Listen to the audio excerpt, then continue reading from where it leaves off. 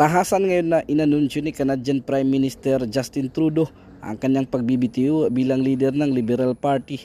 Sinabi ng 53 anyos na tuloy nitong aalis bilang Prime Minister hanggang may napiling bagong papalit sa kanyang pwesto.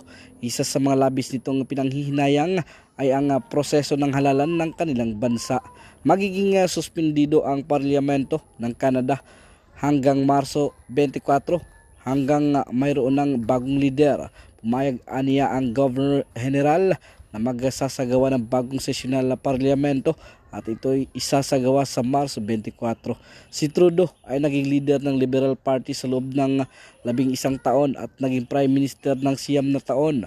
Nahaharap ito sa mga krisis mula sa banta ni US President-elect Donald Trump na magpapataw ng mataas na taripa sa mga produktong mula sa Canada at ang pagbatikos nito sa halalan.